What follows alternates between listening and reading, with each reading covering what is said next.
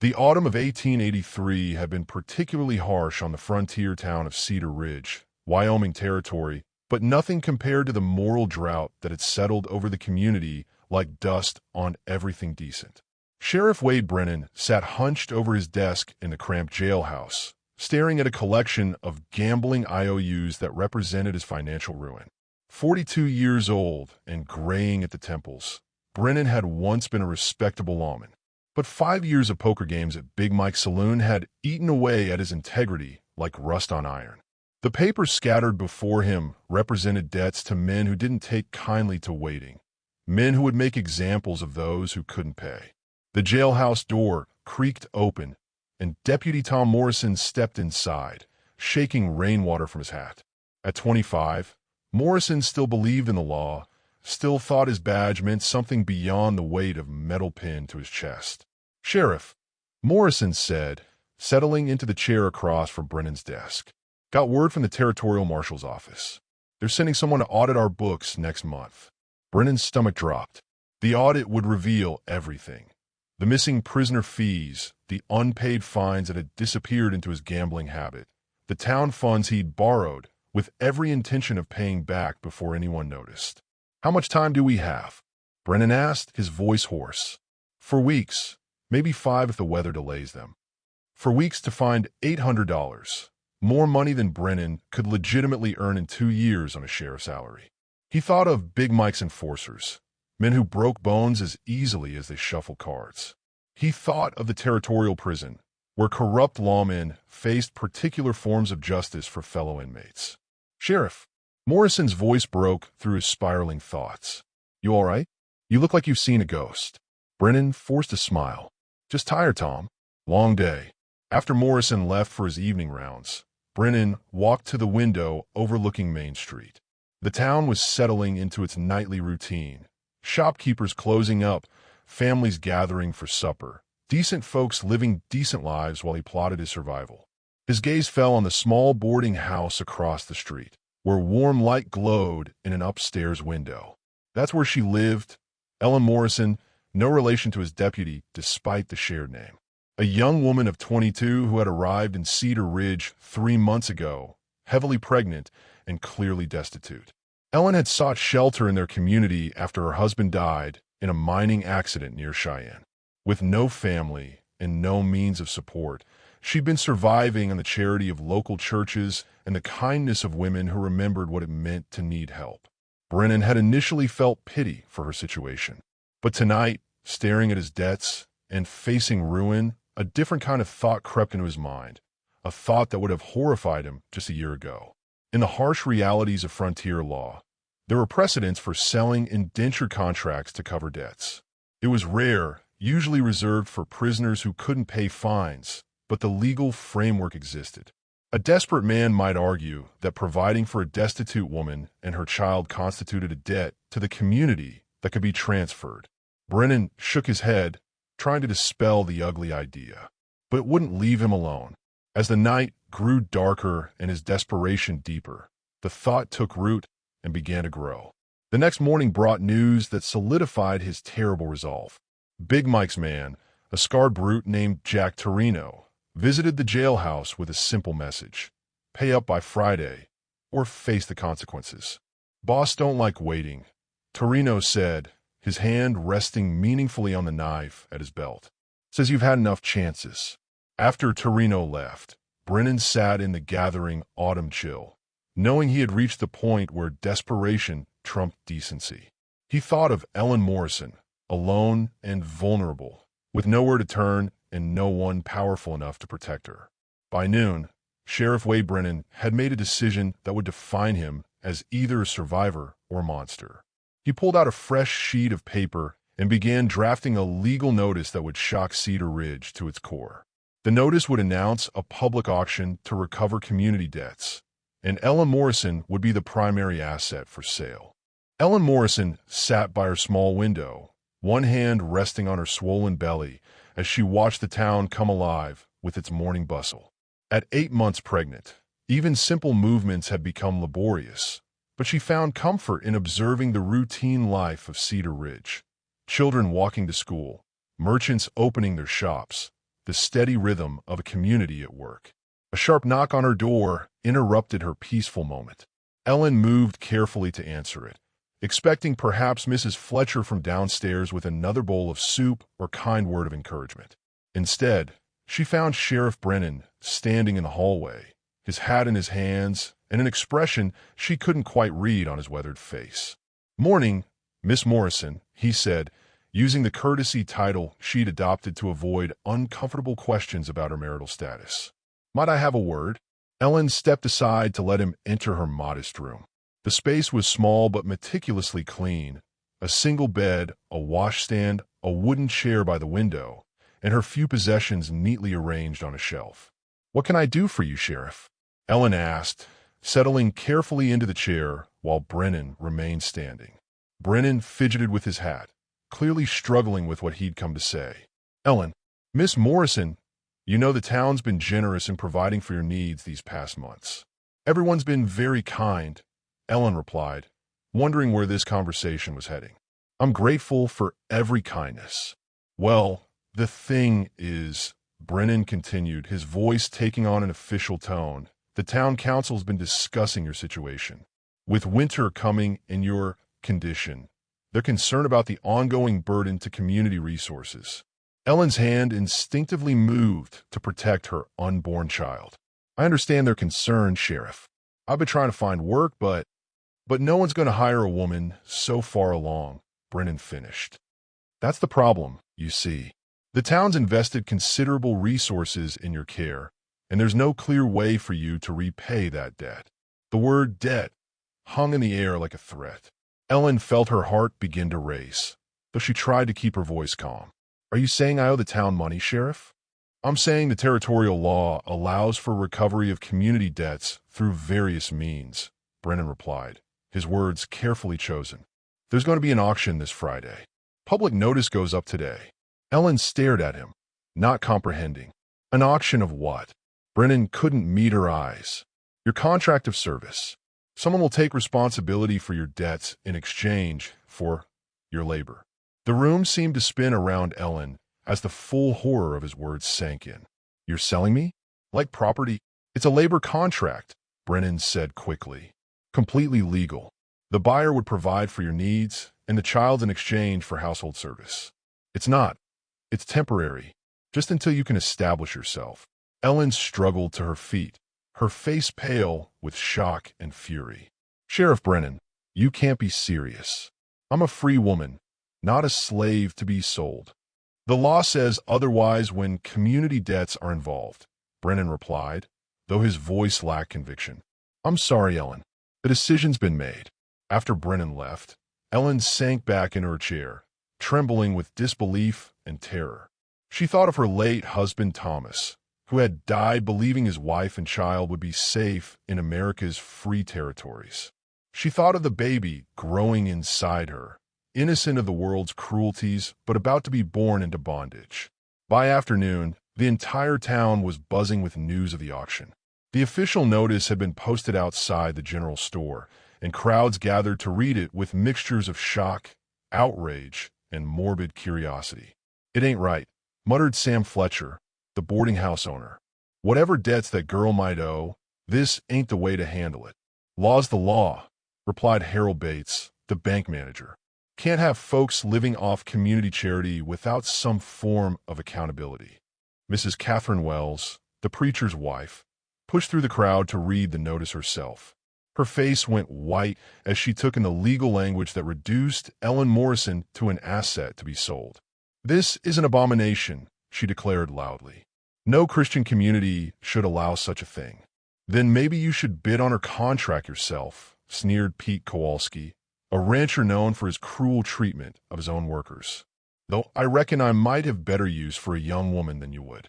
Mrs. Wells recoiled at the crude implication, while several other townspeople looked uncomfortable at Kowalski's words.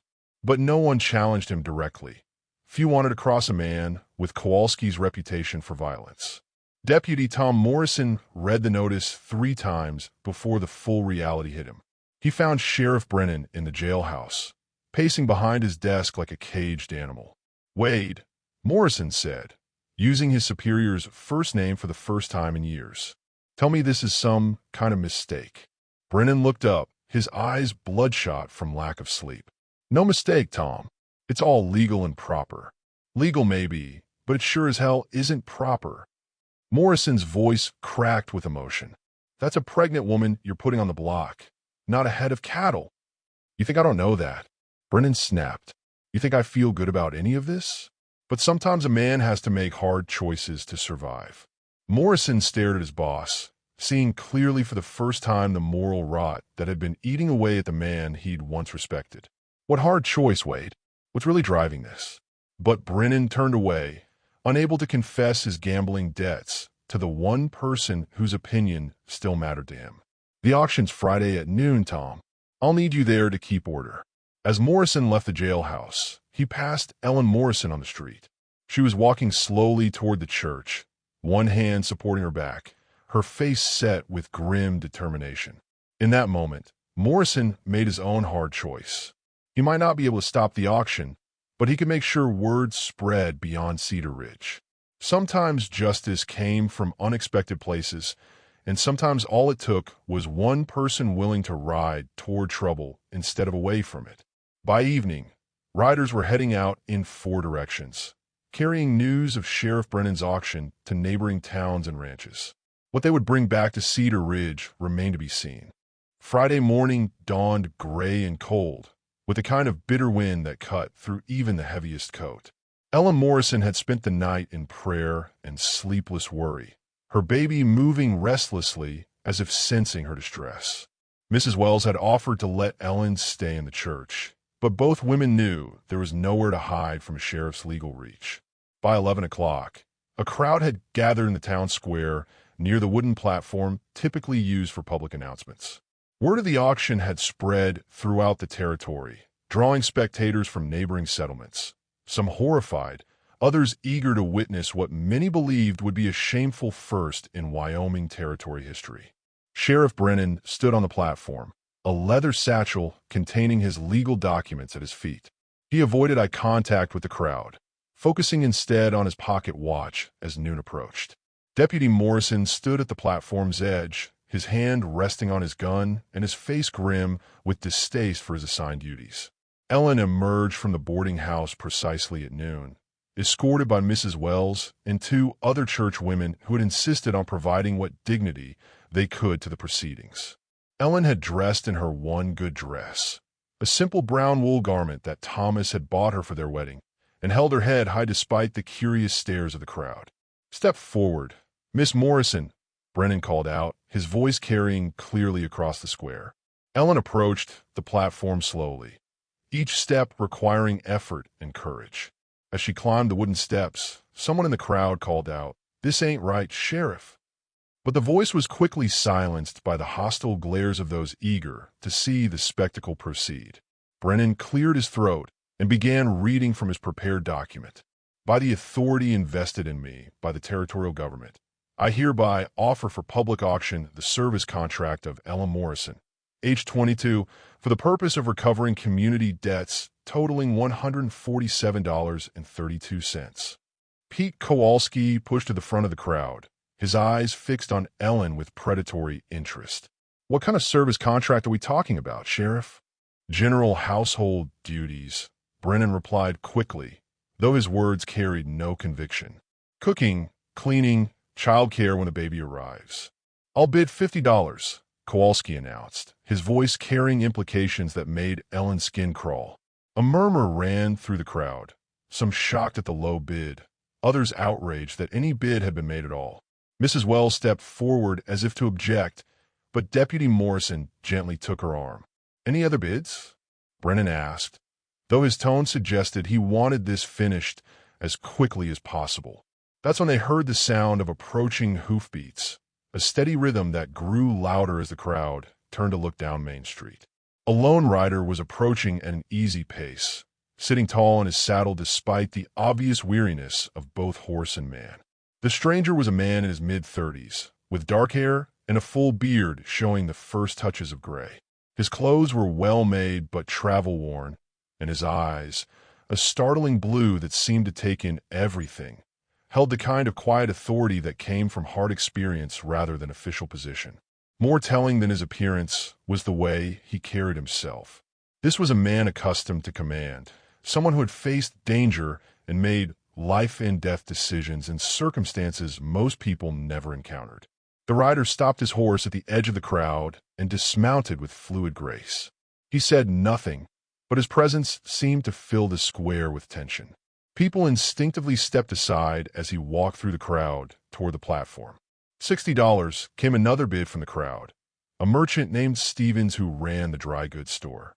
The stranger reached the platform and looked up at Ellen Morrison. For a moment, their eyes met, and Ellen saw something in his gaze that she hadn't expected. Respect, anger on her behalf, and a kind of settled determination that suggested this man had made his decision before arriving. "Sheriff," the stranger said, his voice carrying easily across the now silent crowd. "I understand you're auctioning this woman's contract." Brennan looked down at the newcomer with growing unease. Something about this man suggested he was not a typical frontier drifter. "That's right, stranger. You interested in bidding?" The man reached into his vest pocket and withdrew a single gold coin, a $20 gold piece that caught the light like a small sun. But instead of announcing a bid, he simply looked at it thoughtfully. "What's the total of her supposed debt?" he asked. $147.32, Brennan replied, consulting his papers. The stranger nodded slowly, then looked directly at Ellen again. When he spoke, his words were addressed to her, not to the sheriff or the crowd. "Ma'am, my name is Jacob Sinclair. I own the Silver Creek Ranch about 15 miles north of here. If you're willing, I'd like to offer you honest work, paid work, helping my housekeeper with cooking and household management. When your baby comes, you'd have a safe place for both of you, and when you're ready to move on, you'll leave with wages saved and references that'll help you anywhere you go." Ellen felt tears spring to her eyes. It was the first time in months that anyone had spoken to her, as if she had a choice in her own fate. "What's your bid, mister?" Kowalski called out impatiently.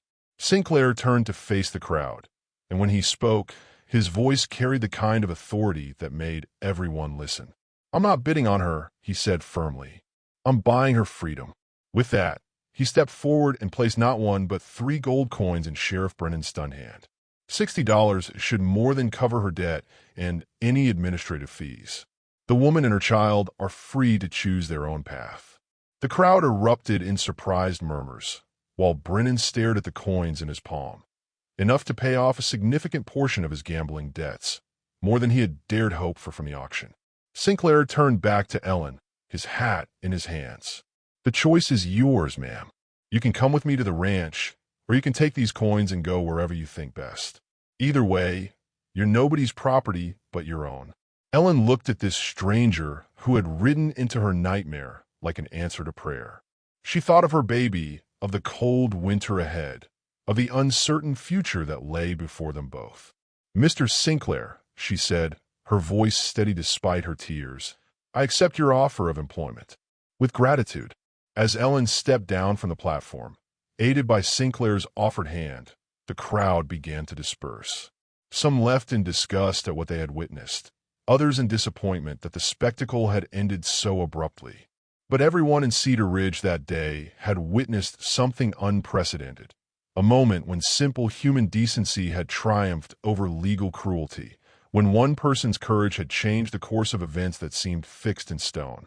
Sheriff Brennan clutched the gold coins and felt, for the first time in months, the possibility of survival. But as he watched Ellen Morrison walk away as a free woman, he also felt the weight of what he had almost done and what it said about the man he had become. The ride to Silver Creek Ranch took nearly 3 hours, with Jacob Sinclair setting an easy pace out of consideration for Ellen's condition. They traveled mostly in comfortable silence, the steady rhythm of the horse's hooves and the vast Wyoming landscape providing a peaceful counterpoint to the morning's drama. Ellen found herself studying her unexpected rescuer as they rode. Jacob Sinclair carried himself with the confidence of a man accustomed to making difficult decisions, but there was nothing arrogant in his manner. When he had helped her mount the gentle mare he'd brought for her use, his touch had been respectful and careful, his concern for her comfort evident in every gesture. "Mr. Sinclair," Ellen finally said as they crested a hill that revealed a sprawling valley below, "may I ask what brought you to Cedar Ridge today? It seemed almost like Providence that you arrived when you did." Jacob was quiet for a moment, his eyes fixed on the horizon. "Word travels fast in these parts, Miss Morrison. When news of that auction reached neighboring ranches, it didn't sit well with a lot of folks. I reckon I wasn't the only one who considered riding to Cedar Ridge.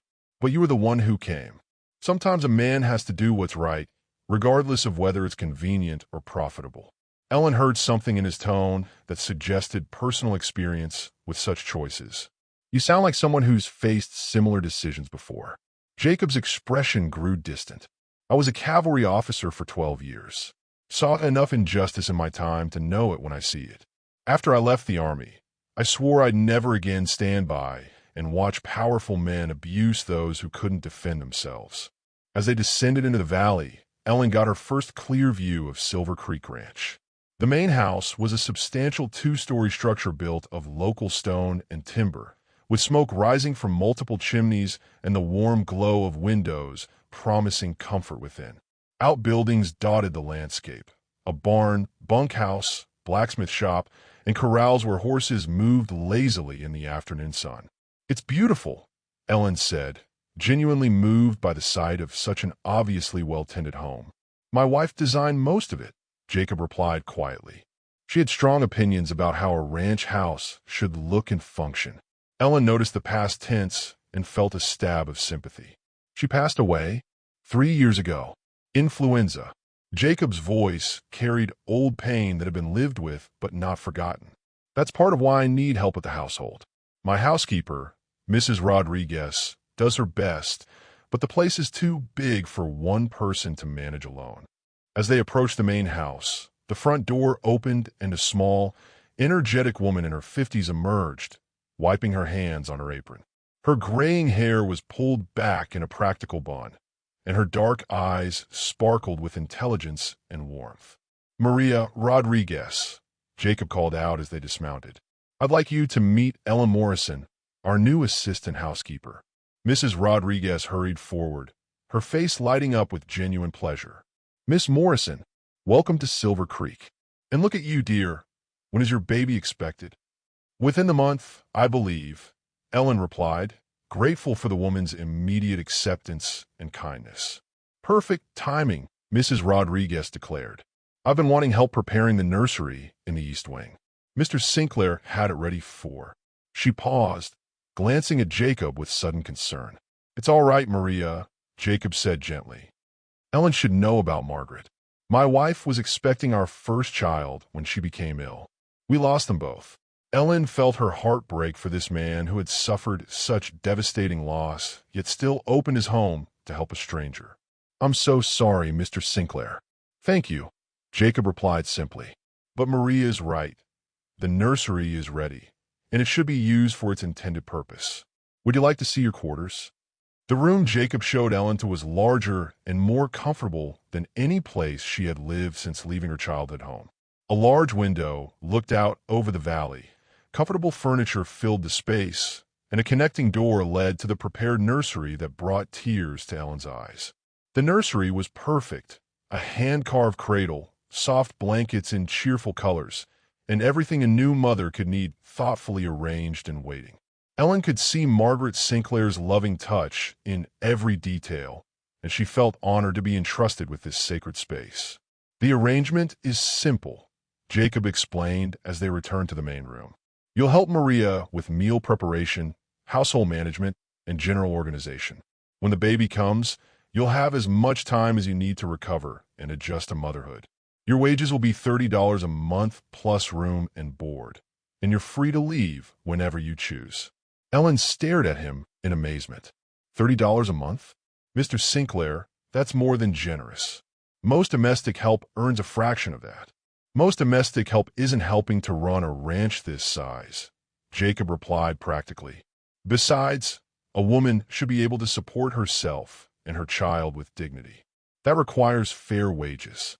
Over the following days, Ellen settled into a routine that felt like a miracle after months of uncertainty. Mrs. Rodriguez proved to be not just a colleague, but a friend, teaching Ellen the rhythms of ranch life and sharing stories of Jacob's kindness to his workers and neighbors. "He's a good man," Maria confided one evening as they prepared dinner. After Miss Margaret died, he could have become bitter and closed off. Instead, he's become more generous, more concerned with helping others, as if he's trying to honor her memory by doing good in the world.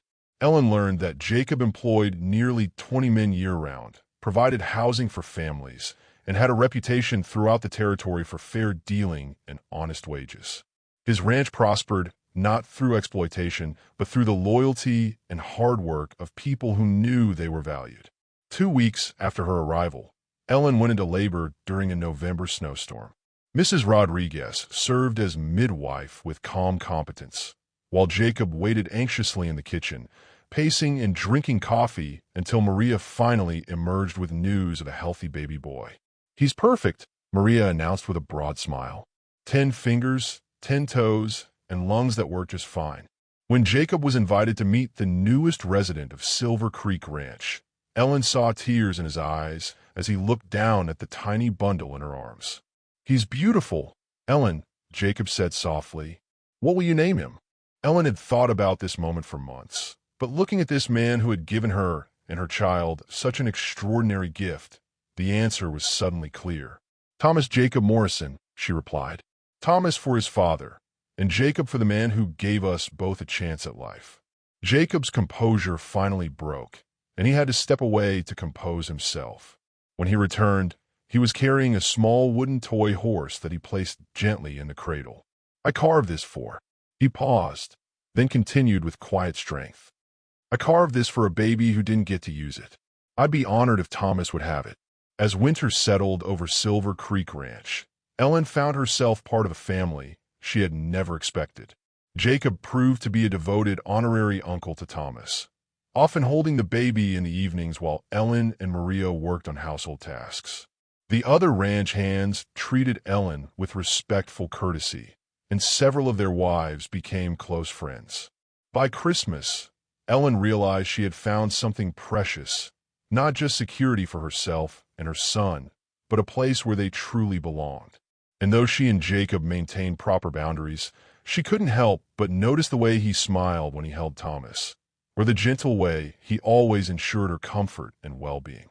On New Year's Eve, as they sat by the fire watching baby Thomas sleep peacefully in his cradle, Jacob spoke the words that had been growing in both their hearts. "Ellen, I know our arrangement was supposed to be temporary, but I hope you'll consider making Silver Creek your permanent home. Not as an employee, but as family." Ellen looked at this good man who had literally bought her freedom and given her a life beyond her wildest dreams. "Jacob, I can't imagine being anywhere else. Thomas and I were home." As the new year began, Ellen Morrison looked toward a future bright with possibility. Behind them lay the dark day when a corrupt sheriff had tried to sell her like property. Ahead lay the promise of a life built on mutual respect, growing affection, and the kind of love that grew slowly but lasted forever. Sometimes salvation came from the most unexpected places, carried by strangers who turned out to be exactly the family you needed. And sometimes, when justice seemed impossible and hope felt lost, all it took was one person willing to stand up and say, "This is wrong, and I won't let it stand." In the harsh beauty of the Wyoming Territory, Ellen Morrison had learned that freedom was indeed priceless, and that the best things in life often began with someone having the courage to do what was right, regardless of the cost.